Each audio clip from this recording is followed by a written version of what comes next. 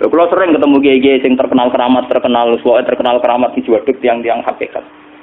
Ditantang kanca-kanca kok wani. Nah, tantang aku tetep rawani kok. Mikir deh.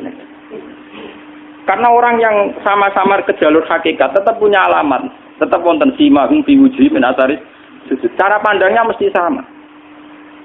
Kalau nanti ketemu murid, ya artinya yang ikut aliran Siti Jenar, dia ada sholat, ada apa, hidup di satu tempat gitu. Padahal dia bisa baca ihya. Dulu pernah mondok di Mekah, pernah di Irak. Itu ya meresahkan para kiai. Kemudian sebagian mereka minta saya suruh ketemu. Ya walhasil kalau ketemu. Ketemu pertama ya. Jenengan Gus Ba, tapi zaman Rasulullah itu terperata arani muka sapa. Nggih biasa mawon. Kula ora usah kenal jenengan nggih kenal. Dadi kula nggih biasa mawon. Lalu pernah ngajar-ajaran saya Gus ning donya tak enteni mau turun ngenteni mati ngono Gus kok repot. Ijaban kula terus enak. Sampai jare wong hakikat wong ngenteni mati barang. Ya mati yo saiki iku. Terus ngenteni saiki padha-padha wis napa?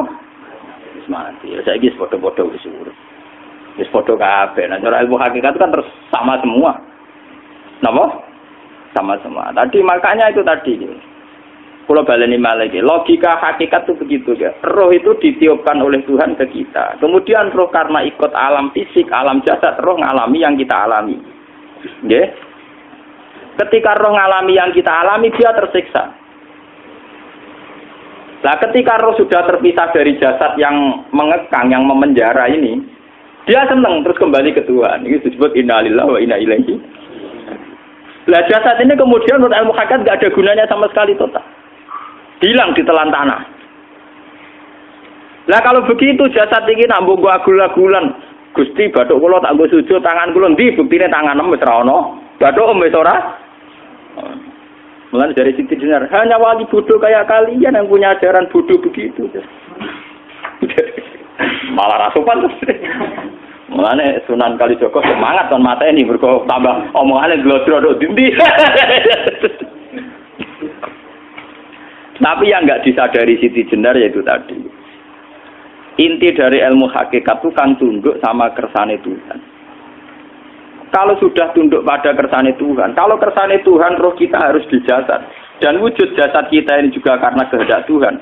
Kenapa yang wujudnya jasad yang karena kehendak Tuhan engkau ingkari? Sementara wujudnya roh tidak kamu ingkari. Toh wujudnya jasad ya bi iradatillah wa bi masyiatillah. Wujudnya roh ya bi wujudit bi masyiatillah wa iradatillah. Harusnya fungsi jasad juga harus kamu akui toh Siti Jenar. Wong sekarang kita punya jasad ya bukan karena kita, karena kehendak Allah. Kenapa kamu ingkari? Berarti kamu ingkari kehendak meneng Siti Jenar.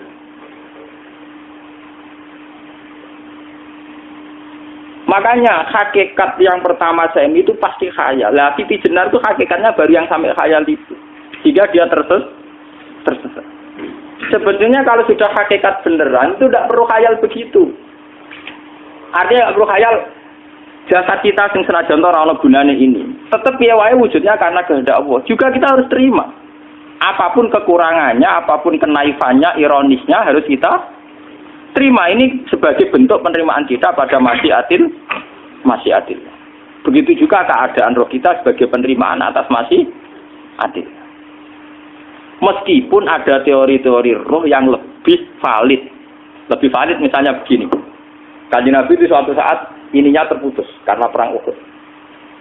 Itu Kanjeng Nabi dia dolanan drijine ini. Napa cara niki napa jari jemari ini Nabi putus. Iki dolanan. Jadi Nabi sendiri kadang sering ngajarkan ilmu hakikat. Hal lagi illa usbun udmiyat wa fi sabilillahi ma lafitu.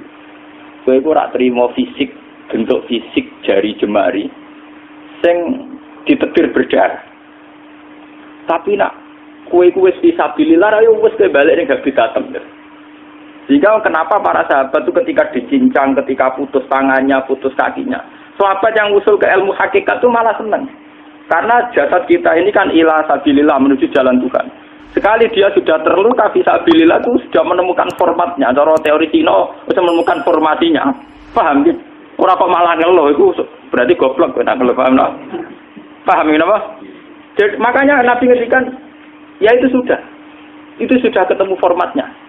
Ketika rohnya para syuhada nanti kembali ke Tuhan, ya ketemu formatnya lagi. Itu disebut wala taqulu lima yuqtalu fi sabilillah. Dia tidak mati sesuai formasi awal, yaitu roh kembali ke Tuhan dan jasad ikut mengawal. Nah itu Nabi kadang ya pakai ilmu hakikat begitu. Malah kalau bolak-balik matur, kalau nunggu mulai umur 20 tahun nopo pinten, kalau ngasih ini gak ada penyakit dan ekstrim penyakit saya. Sampai saat ini kalau nak ngobat tidak lebih 50%, karena saya tetap berpikir. Misalnya cara syariat kan berobat, tapi cara hakikat apa betul keberadaan saya di alam ini penting sehingga aku kepengen urip tak bela-belani ngantek ratusan juta. Jangan-jangan penting mati ikuti bang uripku. Lah nak ngono lha apa tak bela-belani ngantek ratusan juta.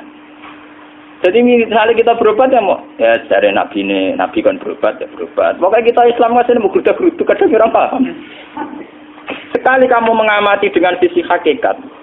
Coba sekarang sampean pikir, coba sekarang nggak pakai logika hakikat, pakai logika syariat saja. Saya ini misalnya asetnya 10 juta, misalnya, saya punya aset 10 juta. Tapi misalnya aku rugi nawan atau dipengaruhi di masa depan sama nih, kalau kulo kan soalnya cara teori di masa, misalnya kulo rugi, artinya kere di duit 10 juta aset. Tujuan saya sembuh kan supaya aku iso sembuh sehat, engkau iso kerja untuk anak. Tapi karena saya sakit nanti operasi tidak 10 juta. Operasi ndak 10 juta. Wong aku repair mesti iso marisi anak. Apa meneh nek 10 juta tak ada nggo berobat malah jelas ra iso marisi. Lah nek ngono penting matiku ya dibanding 10 juta. Karwan iso diwaris langsung. Sementara nek aku mari dibiayai 10 juta rong mesti mari 10 juta mesti entek. Artinya tidak ada jaminan kalau berobat itu secara visi ke depan lebih baik. Soalnya malah ngentekno donya enggak jelas akibat positifnya. Misalnya tetap lumpuh, duit teori loh. Bapak artinya apa? Teori hakikat tetap lebih benar bahwa hidup itu tidak ada artinya. Semua itu tidak ada artinya. Berobat apa enggak berobat semuanya tidak ada arti. Teori loh gini. Sehingga kalau kita tengah-tengah aja tengah-tengah. Kasus kula misalnya loro nggih berobat. Gusti separuh kula nglakoni syariat, tapi sebagai kula ulama fikih nggih separuh kula lakoni napa? Jadi kula tetap mboten ngarah obat 100%. Tapi orang Arab berobat wong kula tiyang napa? Syariat. Tapi memang faktanya itu begitu. Cara Kanjeng Nabi kadang Kanjeng Nabi berobat. Kadang Kanjeng Nabi wis nikine tercincang digeguyon nak. Wa laki illa usbuun utwiyat ora kok driji sing gak melok-melok. Nah, bukti bahwa jasadnya begitu tidak penting. Kayak Said Hamzah. Menurut Said Hamzah nganggep wahyu bentone ra karuan. Kalau teori Siti Jenar itu benar, teori Jalaluddin Rumi benar teorinya lho, ora kok ra salate lho nggih, maksud kok nang anut ra salate. Benar cara analisis roh. Ketika Sayyid Hamzah dinyatakan mati oleh manusia, oleh hukum manusia dinyatakan mati karena dia sudah tidak bergerak. Dalam teori hakikat kan rohnya Sayyid Hamzah sudah fi khawasili tuyurin khudrin. Rohnya sudah diambil Tuhan, tidak mati. Paham ya? Ketika rohnya Sayyid Hamzah sudah diambil, jasad ini sudah tidak punya rasa. Sekarang secara syariat kasat mata kita tahu, wong jasad nak diinfus, di sayat-sayat dioperasi ora kroso. Apa meneh saiki ruhe wis bisa. Lah ya jasad itu cek gampange, dioperasi dibius saja terus tidak kerasa. Apalagi rohnya sudah diambil. Lah saiki bayangkan, ketika Sayyid Hamzah itu sudah di atas, niku kira-kira delok wahsi ra wong bentuk. Lho wong kok baca igabus. Ketika jasad benar-benar tidak penting, kemudian jasadnya Sayyid Hamzah kan dicincang oleh wahsi. Ketika rohnya sudah diambil kan Hamzah tidak merasakan. Berarti Sayyid Hamzah guyu-guyu wahsi. Wahsi cek bentuk nih gabus dicincang. Paham ya? Lho niki tenan. Artinya ketika pandangan manusia iba kepada Sayyid Hamzah karena dicincang, dimutilasi oleh wahsi tidak ngalami Pak Sinten, Sayyid Hamzah tidak ngalami apa-apa karena rohnya sudah bersama Tuhan. Dan iso wae Sayyid Hamzah malah guyu-guyu wahsi. Cek goblok gabus kok dicincang. Lah nak ngono rak mirip, makanya nggih. Dalam hal ini itu dalam teori roh itu sebetulnya Siti Jenar tidak sesat dalam teori roh. Tapi jangan katakan itu penemuannya Siti Jenar. Siti Jenar itu terlambat. Sebelum itu ada Husain Al-Khallas, sebelum itu ada Jalaluddin Rumi, sebelum itu juga ada sahabat, ada nabi. Cuma cara aplikasinya Siti Jenar melenceng. Jadi jangan katakan kok sak kampus-kampus, iku pendapat Siti Jenar malah goblok meneh. Siti Jenar iku sanut, paham nggih maksud apa? Wis anut. Nah, teori yang sama terjadi pada Yesus Kristus. Ketika Yesus misalnya secara lahir dicincang, dimutilasi, diapakan oleh orang Yahudi. Sebetulnya rohnya dia sudah bersama Tuhan, kembali ke Tuhan Bapa, nah cara Kristen. Nah cara Islam ya balik ning pangeran. Andaikan itu iya, itu ya tidak ada masalah karena hakikatnya dia tidak dicincang, tidak dibunuh. Andaikan iya, tentu menurut Islam yang dibunuh Yudas atau siapa itu yang masuk piala. Tapi sama sebetulnya teorinya sama. Kalaupun iya tidak ada masalah. Oke, kalau misalnya Nabi Isa karena ada kontroversi menyangkut dia atau Yudas. Sekarang yang Zakaria dan ya. Zakaria ya itu dicincang betul oleh orang Yahudi, matinya dimutilasi. Tapi dia tidak apa-apa. Karena ketika beliau dicincang, rohnya sudah diambil.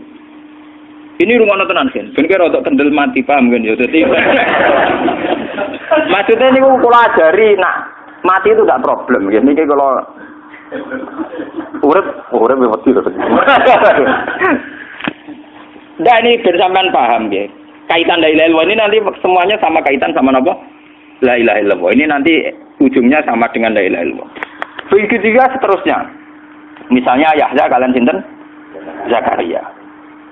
Ketika Tuhan ditanya, jadi tenggene alam malakut pangeran ditakok, ya Allah, Yahya dan Zakaria itu kan hamba pilihan engkau. Ketika dicincang kok jenengan biarkan. Endi Yahya Zakaria dicincang? Aku iku ora goblok jare pangeran. Sedurunge dekne dicincang jasate ruhe tak jupuk. Dadi dekne ora krasa blas. Begitu juga yang tafsir-tafsir sampean lihat wa Maryam. Sayyidah Maryam yang istrinya Fir'aun. Itu kan dia iman sama Nabi Musa Asiyah, ya Asiyah imro'ati napa? Fir'aun. Asiyah imro'ati Fir'aun, ya. Itu kan dihukum oleh Fir'aun. Ketika mau ditumpahi napa? Batu besar. Iku Allah ketika di pangeran, ya malaikal mauti, cepat ambil rohnya sebelum dihunjami batu besar. Terus rohnya diambil. Sebab itu dalam hukum Tuhan, Tuhan itu tidak merasa bahwa Tuhan membiarkan Asiyah, membiarkan Hamzah, membiarkan Yahya, membiarkan Zakaria. Dalam hukum Tuhan, semua orang ini roh-roh terhormat. Akhirnya nak anggo teori iki sing nyincang malah goblok, wong gabus goblok cincang ngono. Dadi nak anggo teori iki malah berbalik, sing goblok sing nyincang. Paham? Yo ora kok sesuai sampean kiaskan saja. Wong dibius wae disayat-sayat gak krasa. Kaya apa nak ruhe bener-bener wis tercabut terpisah. Rasane ning ndi? Iku sing disebut wala taqulu limayuk talu fi sabilillah napa? Lah kemudian roh ini kemana? Nah, roh itu sudah menyatu dengan kalimat tauhid. Mesti roh itu bersaksi la ilaha illallah. Itu sing disebut ning alam roh ketika Allah tanya alastu bi rabbikum mesti qalu bala. Mesti mereka jawabnya apa? Bala. Karena alam roh tentu lebih mudah bersaksi akan keberhadiran dan keeksistensi Tuhan Allah Subhanahu wa taala. Paham ya niki sampean penting. Nah, ketika kalimat tauhid sudah menyatu kayak begini, itu mesti kalimat tauhid sing mesti langsung untuk swarga. Itu dimaksud Nabi mustaiqinan biha qalbu mukhlishon biha qalbu. Ati itu qalbu kan nggak bisa kamu artikan jantung atau liver kayak teori modern sekarang. Misalnya qalbun itu apa? Dari kiai qalbun itu jantung. Nak ngono beda mek liver. Lah nek liver apa kabidun niku akal-akalan aja padha ora paham. Bahasa kolbun, fikrun, aklun itu sesuatu yang misteri. Roh ini kemudian dengan kalimat tauhid sudah menyatu disebut mukhlishon biha kolbu. Ada tingkat kemurnian hubungan roh dengan kalimat tauhid. Lah kalau begitu pasti dakhalal jannah. Karena tidak mungkin kalimat tauhid kok di neraka. Lah ini ngomong masalah-masalah hakikat. Wong sing gak tahu petualangan hakikat, momene sing sering bingung bakas duit, bayar kredit, utang jatuh tempo. Ora usah melok mikir, utek wis entek go mikir duit. Sing mahasiswa sok mikir men pacaran. Sing santri-santri sok mikir hakikat tapi bekembe utang mbek kredit. Mane anut kula mawon, kula ora pati bingung urusan donya, rada orisinal lah. Kaya kula barang rada orisinal. Hanya tingkat i'rabnya dari dunia sudah Sudah bagus, maksudnya pun parah lah. Ngkulon dari wong dipengaruhi ora roh. Dari wong kula ngalim ora roh wis mati rasa. Jadi paham kula logika niku napa? Sebab itu ketika pangeran kullu syai'in halikun illa wajha. Lah selain roh itu syai'. Sementara roh sendiri oleh bahasa Tuhan tidak pernah dikatakan syai'. Ya disebut kulir ruhu min amri rabbi. Makanya Imam Ghazali ngendikan sangat bodoh orang menyamakan roh dengan roh. Roh itu tidak kholku tapi amru. Dan dalam tradisi Tuhan kholku dengan amru itu beda. Jadi itu tenggene juz 8 disebut ala lahul kholku wal amru. Jadi kholku itu jasad, amru roh. Ala ini ngolahu tetap tadi Allah al kholku tawi kholku penciptaan dan itu terkait jasad wal amru roh karena kulir ruhu tidak min kholki rabbi tapi min amri rabbi. Kalau sudah amru itu manusia siapapun tidak bisa memahami yang namanya apa? Amru. Mulane kula nate ditangkleti. Mulane kula nu syukur, bae kula ulama sing rada ngawur lah, wae kula mantep disayang Kanjeng Nabi. Mergo sing paham Kanjeng Nabi zaman akhir termasuk kula, jelas termasuk kula. Kula tak angen-angen. Kula kan sering maca Abu Yazid Al-Bustami ketika petualangan yang alam malakut ning langit dolanan. Tak angen-angen niku yo. Pancen nek ning alam roh mungkin sedanten. Kados Kanjeng Nabi Isra Mi'raj, nanti ketemu Nabi Musa, Nabi Ibrahim, Nabi Isa memang enggak ada masalah. Kalau alam roh sekarang pun siapa saja yang mukasyafah bisa ketemu Nabi Muhammad, Nabi Isa, karena alam roh tidak ada batas. Tidak ada batas waktu, tidak ada batas apa-apa. Sudah melintasi ruang dan waktu. Saya kira demikian. Assalamualaikum warahmatullahi wabarakatuh.